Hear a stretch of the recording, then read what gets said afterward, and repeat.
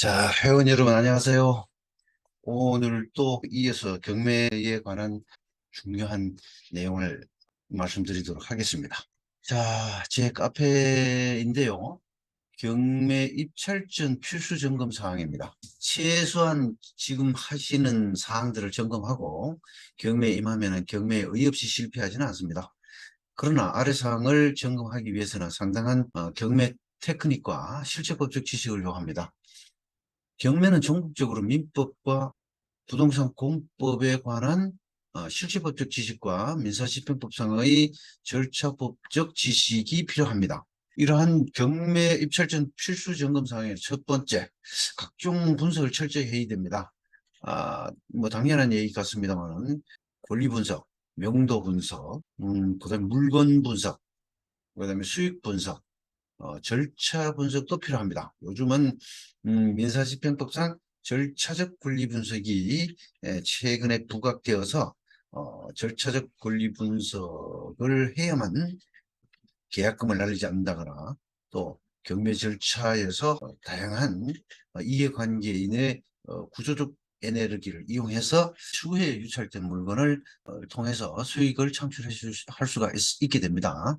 만약에 주택을 낙찰받은 후에 임대할 경우에 수익 분석을 잠깐 말씀드려보면은 임대보증금 예상액, 이 입찰 금액, 인수보증금을 포함한 입찰 금액보다는 많아야 됩니다.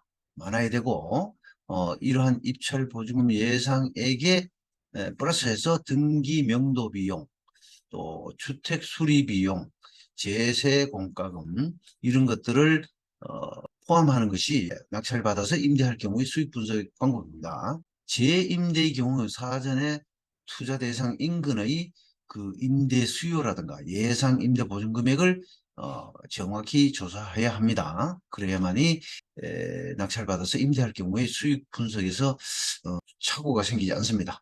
이러한 각종 분석을 철저히 해야 되고, 두 번째로 대위 변제 가능성을 확인해야 됩니다. 말소 기준 권리는 대금 지급 시까지 유동적이고 또 후순위 임차권자, 지상권자, 보전 가등기권자, 처분 금지 가처분권자 등의 선순위 담보권 대위 변제를 주의해야 됩니다. 경매 당일 등본을 발급해 본다든가 기록 열람을 해서 이러한 대위 변제의 가능성을 확인을 해야 됩니다. 그다음에 세 번째로 경매 취하 또는 취소 가능성을 확인해야 됩니다. 경매 취하 또는 취소 가능성. 채권의 감정가보다 만약에 낮다면은 소유자에 의한 경매 취하 가능성이 있고, 공유물의 경우 공유자의 우선 매수 청구권 행사 가능성을 예측해야 합니다. 그 다음에 경매 입찰 전 필수 점검 네 번째, 근저당권의 채권액이 있는지를 확인해야 됩니다.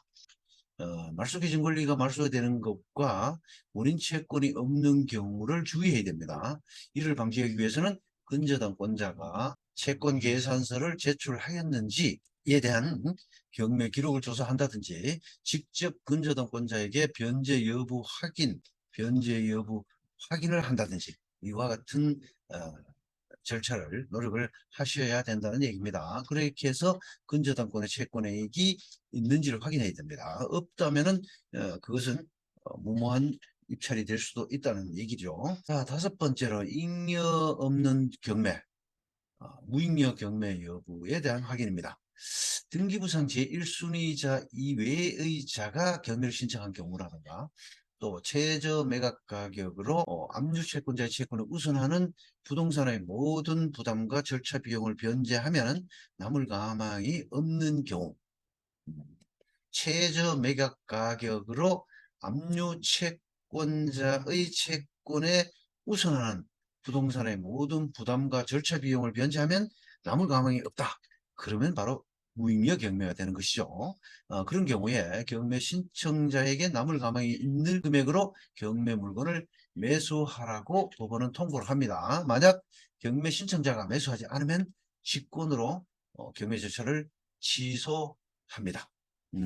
무익한 경매, 사회 경제적 비용을 부담하는 무익한 경매 절차의 반복을 피하기 위해서 하는 조치이죠. 그 다음에 전대차 세대 합가를 확인할 필요성이 있습니다.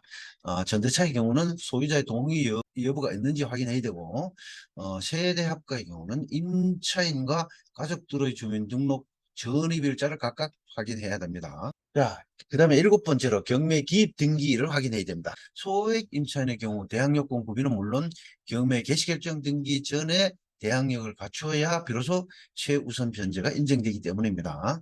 그래서 경매 개시 결정 등기를 확인하고 그 전에 소액 임차인이 대항력을 갖추었는지 여부를 확인할 필요성이 있다는 얘기죠. 그 다음에 8번째로 임차인 명도 전략 수립이 필요합니다. 예상 배당표를 작성한다든가 채권자가 배당 이의를 제기하면 공탁하고 채무자로 하여금 방을 빼게 하여 편법으로 사건 종결을 하는 등의 전략을 수립할 필요성이 있습니다. 이것은 이 임차인 명도 전략의 한 방법인데, 만약에 채권자가 배당 이의를 제기하거나 배당 이의 소송을 제기하면은 바로 공탁을 하고 채무자로 하여금 방을 빼게 한 다음 사건을 종결시켜버리는 실무상의 하나의 일종의 편법입니다. 그와 같은 임차인 명도 전략도 수립할 필요성이 있다.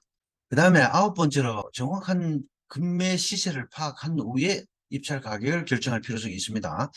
매스컴의 낙찰률이라든가 매스컴에서 떠들어대는 낙찰가, 이거는 참고만 하고 최저 매각 가격의 맹시는 금물이며 시세는 중개업소를 활용해서 금매가로 산정하셔야 됩니다. 매수 희망가로 산정해서는 안 된다는 말씀을 드립니다. 10번째로 입찰 가격은 소신껏 결정해야 됩니다. 경매장의 분위기에 휩쓸려서 입찰 가격을 결정해서는 안 됩니다. 그러면은 수익에 타격을 입을 수가 있습니다. 그 다음에 11번째, 입찰 서류 작성은 신중히 해야 됩니다. 물론 입찰 서류 작성은 뭐 그렇게 복잡하지는 않습니다. 특히 입찰 가격은 절대 이중으로 쓴다거나 다시 고친다거나 그런 것이 일체 허용되지 않습니다.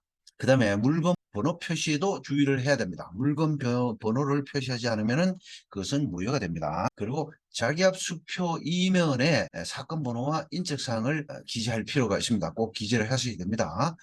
그렇게 하시고 자기압 수표의 경우에는 지급 제시 기간이 5일 이상이 남아있는 그런 자기압 수표를 사용해야 됩니다. 마지막으로 대금 납부 계획을 먼저 세워야 됩니다. 대금 납부 계획은 세우지 않고 낙찰을 받았을 경우에는 그 입찰 금액이 크다면은 상당히 데미지를 입을 수가 있습니다. 그래서 미리 은행과 대출 상담을 할 필요성이 있고요. 특히 실무상 대금 납부 기한 초과 시 재경매 기일 지정을 하게 되죠. 그러면은 대부분의 사람들이 대금 납부 기한이 초과되면은 또 초과되어서 재경매 기일이 지정되면은 아예 대금 납부를 포기해 버립니다. 그렇게 하시면 안 되고 재경매 기일 3일 전까지는 잔금 재경매 기일 3일 전이라고 민사집행법에 되어 있는데 사실상 실무상으로는요 재경매 기 하루 전에도 지연이자와 그 다음에 신문 공고 비용, 송달료 등을 납부하면 재경매 기일 지정했던 것을 집행부원은 재경매 기일을 취소합니다. 그래서 3일 전이 아니라 재경매 기일 하루 전이라도 잔금이나 지연이자, 신문공고료, 송달료 등을 납부하면 재경매 기일을 취소해 준다라는 실무상의 일종의 관례로 되어 있습니다. 꼭 포기하지 마시고 대금 납부가 어렵더라도 마지막 하루를 남겨놓고도 지연 이자 등을 포함한 잔금을 납부하게 되면 지정했던 재경매 기일을 취소하고 낙찰로 인정해 준다는 사실 잊지 마시기 바랍니다. 자, 재경매 시에 전 낙찰자의 보증금은 반환하지 않습니다. 그러나 재경매 명령 후에 경매가 취소 또는 취하되면은 그때는 전 낙찰자의 보증금은 반환해 줍니다. 자, 이 경매 입찰 전에 필수적으로 점검해야 될 사항을 살펴봤는데요. 물론 이 이외의 것들도 여러 개 필수적으로 점검해야 될 사항들이 없지 않아 있을 수 있습니다. 그러나 대체적으로 이 12가지 정도, 이 정도로 경매 입찰 전 필수 점검을 하게 되면은 경매에 의없이 실패하는 경우는 거의 없을 것입니다. 자, 오늘은 경매 입찰 전 필수 점검 사항을 살펴보았습니다. 여러분 자주 오시고 구독과 좋아요 많이 과감하게 꽉 눌러주시기 바랍니다. 앞으로도 실제 경매 사이트를 이용해서 대부분 사이트와 옥션 사이트를 이용해서 경매에 관한 주옥 같은 실무적인 사항들을 많이 올려드릴 생각입니다. 자, 오늘은 여기까지 하겠습니다. 고생하셨습니다. 감사합니다.